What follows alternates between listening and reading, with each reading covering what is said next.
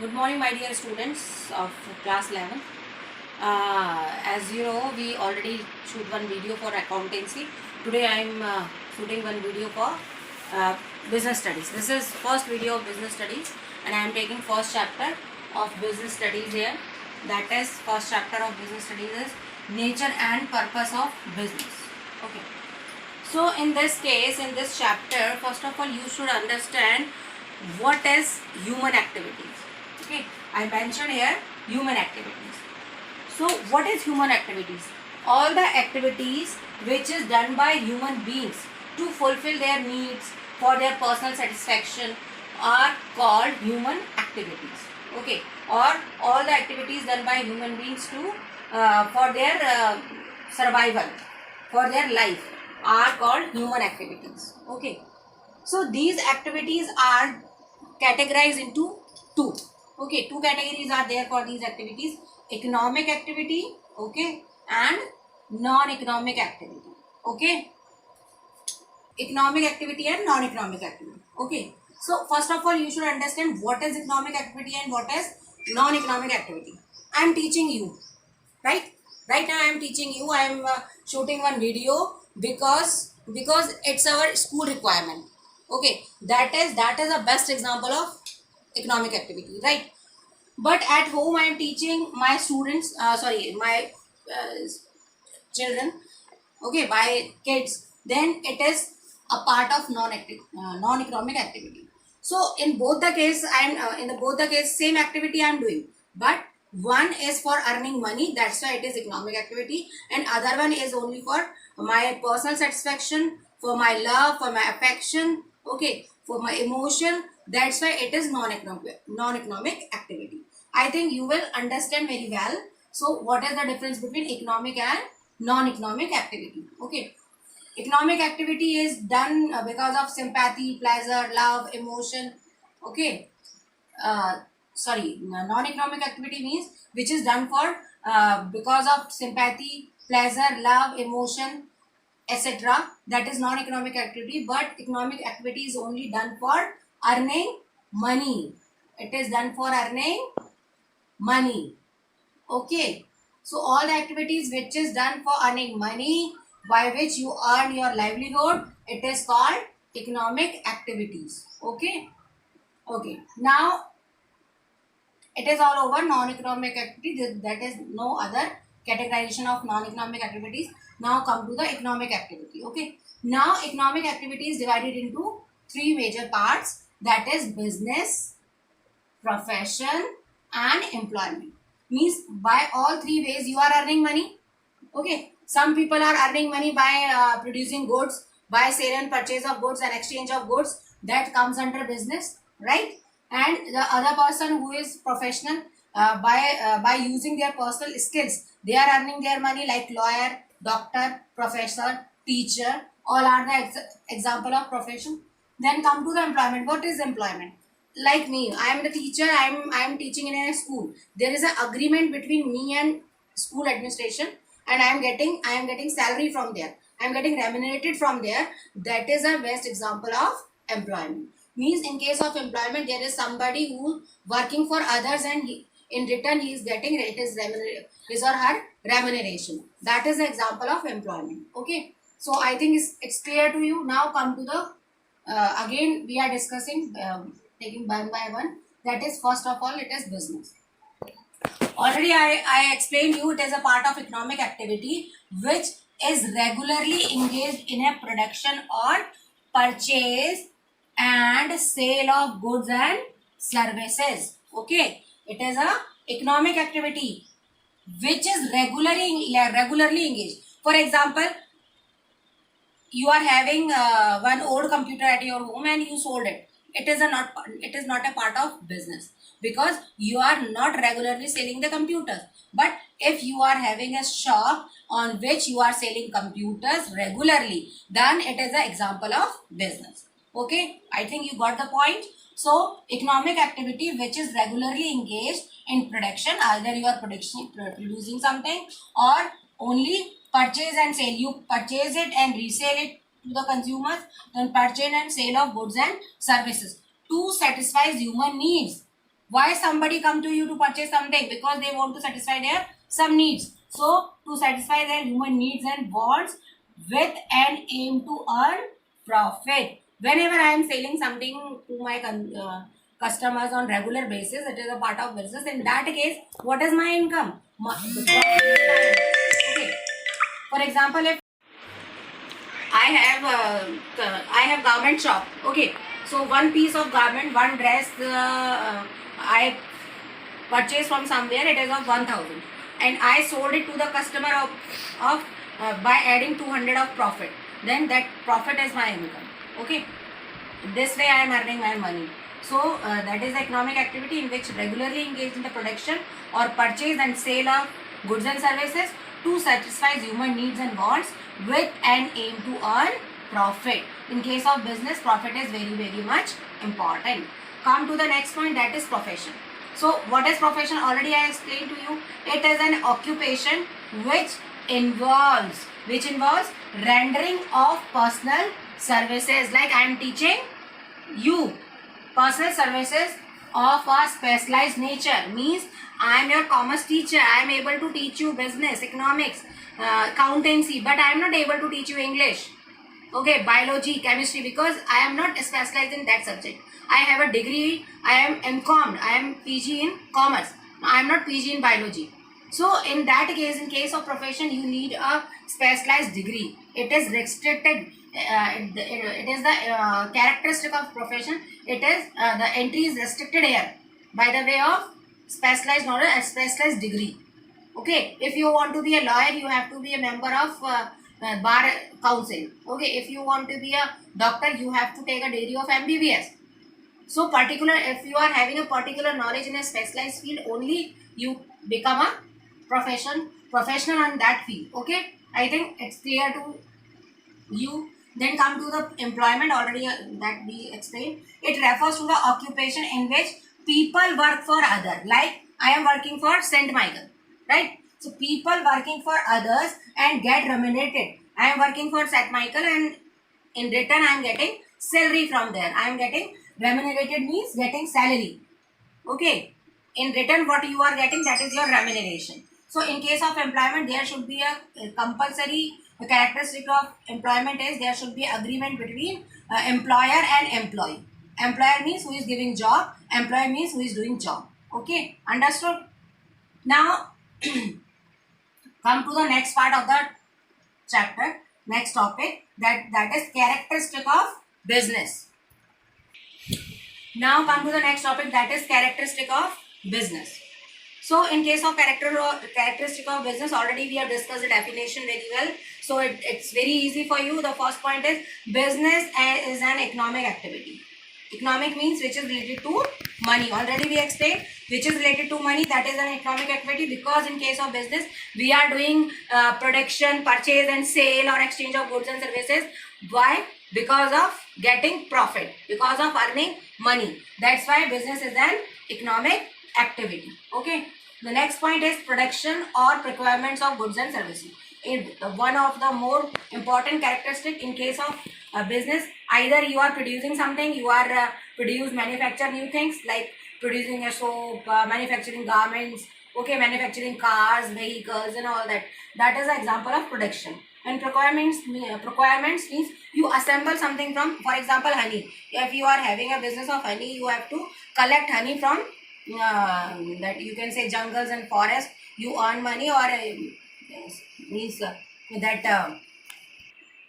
for example, if we are taking an example of honey, you have to collect honey from beekeeping or from forest or from anywhere else. You have to collect something, that is procurement. Procurement means collection. You have to collect, you have to prepare goods and services, and you deliver it to the ultimate consumer. Consumer means the person who is at last who is using that particular goods or services. Okay, so the next characteristic is either you are doing production or manufacturing something, or you can collect it and you just render it to other person. Okay, the third point, that is sale or exchange of goods and services. In that case, if you are procuring goods and services, in that case you just purchase from someone and you resell it to other person. That is the exchange of goods and services, and you are getting your profit or you are getting your income from this way. Okay. The next fourth point is dealing in goods and services on regular basis. Already we explained by taking example of computer, I said that you are having a old computer at your home and you sold it. It is not a part of business because that is you are not doing on regular basis. But if you are having a computer shop and you sell goods on regular, you sell computers on regular basis, then it is a part of, it is a characteristic of a business. So dealing in goods and services on regular basis, it is a compulsory characteristic of business. Then next point is profit motive. Whatever business you are doing, that is doing only for the motive of profit. Okay. Now some other motives are also there, that is welfare of the society and for self-satisfaction and all that. But ultimate, the most important motive is profit motive. By the way of business, you are doing business only for earning money. Then come to the sixth point, uncertainty of return. So one of the important thing which is different from profession and employment. In case of business, there is a uncertainty of return. It is not confirmed that your business doing well in the future or not, that customer come to you or not. It is just totally uncertain. But in case of profession, if you are providing your service, you are getting your remuneration. In case of employment, less risk is there because by the way of agreement, it is fixed that you will get remunerated. Okay. But in case of business, there is a uncertainty of return, that whether you are getting profit or income by the way of business or not. Okay. The next point is element of risk. So element of risk is very high in case of business in comparison to profession and employment, because you have to invest lot of huge capital, huge amount, huge money in business, and you have to wait till 3 to 5 years to get back it. Okay. In case of business, it is very high risky because you have to invest lot of money, and in return it will take lot of time to come back. Means every profit at least take 3 to 5 years to establish in the market. After that you will earn profits. So it is very risky. So by this way, all these characteristics are over. Okay. Come to the next topic of this chapter, that is business objectives. Okay. What is the objective? End result of whatever you are doing. What is the end result? That is your objective. Means what is your goal? What is your aim? Without aim, there is nothing. There is no management. There is no business. There is no employment. There is no profession. There should be some motive. There should be some objective behind it. So what type of objectives are here? In case of business, it is divided into two parts. That is economic objectives and social objectives.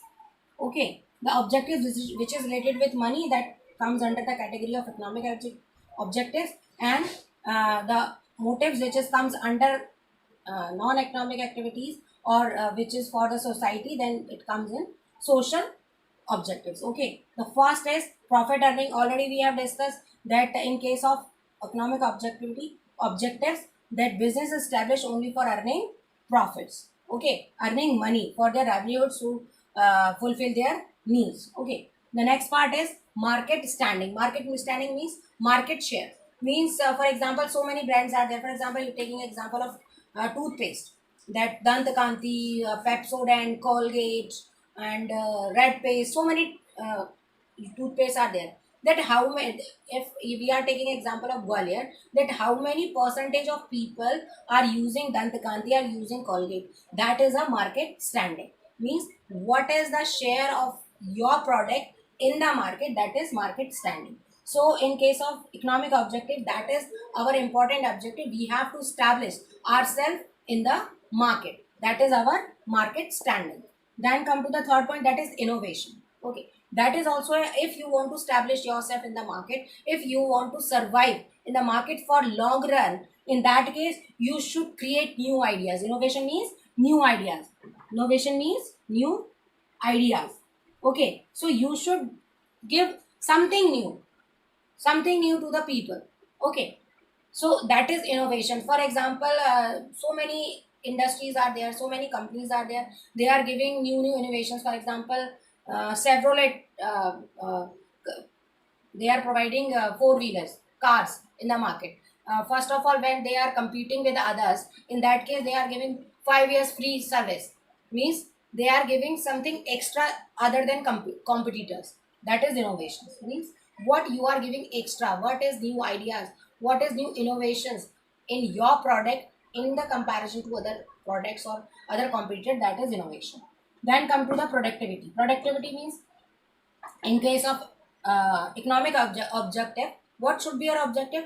You want to improve, you want to increase your productivity, and you want to increase your productivity, increase your efficiency, and reducing your wastage.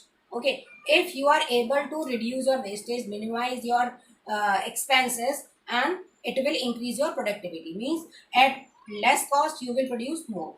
Then come to the next part, that is physical and financial resources. So that is also part of economic objective.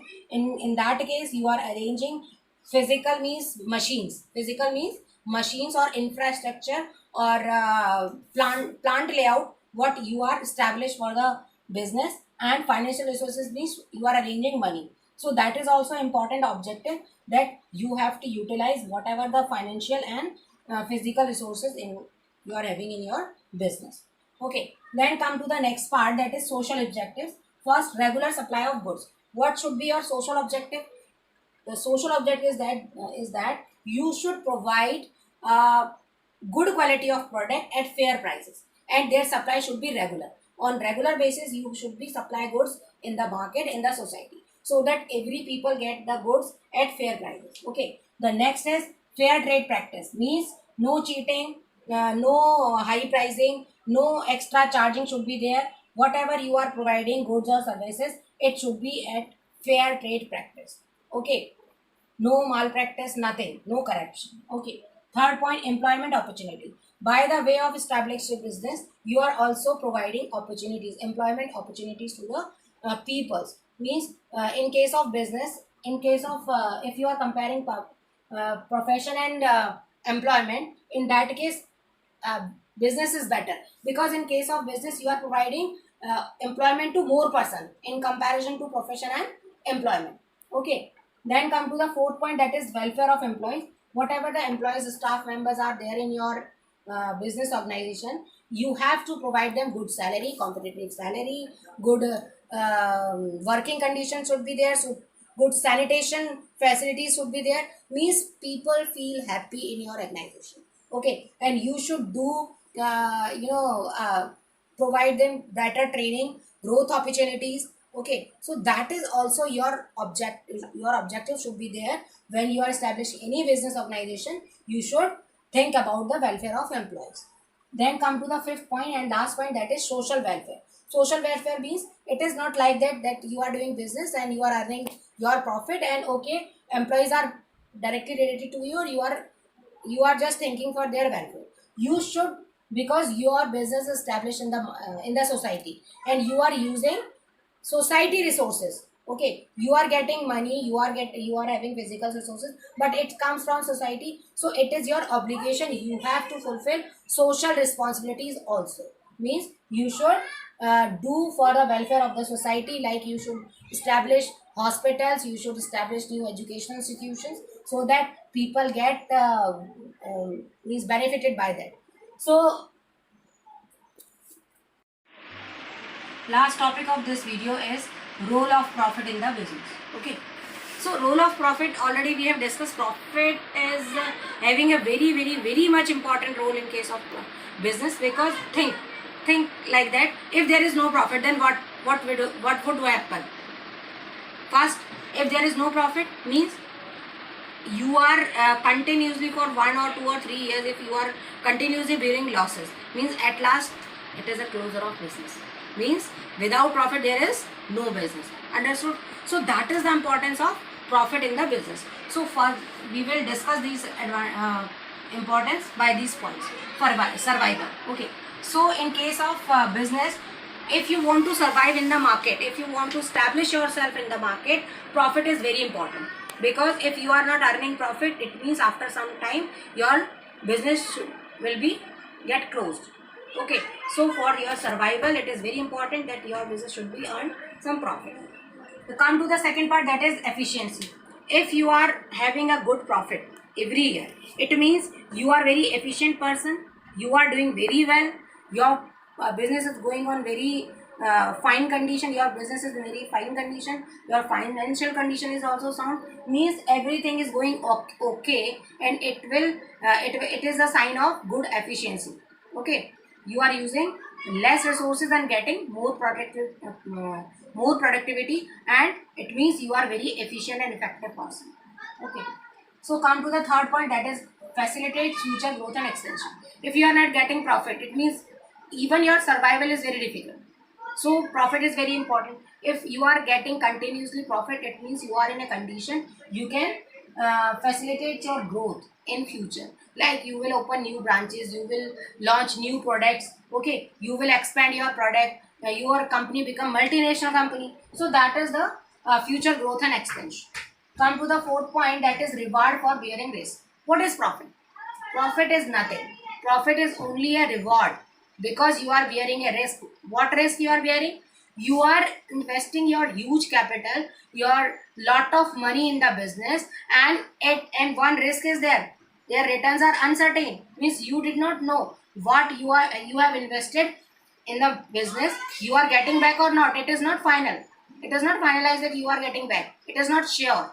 So that is a reward for bearing risk, that you have invest your lot of money and you are bearing a risk of uncertainty. That's why it is a reward of bearing risk. The last point, that is build credit worthiness. Best example is Reliance Industries.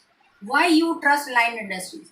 If anything launched by Reliance Industries, everybody want to purchase their shares. Why? Because continuously they are earning profits. That's why their credit worthiness. That's why people trust them. That's why people have trust on that company. So that is an example of build credit worthiness in the market.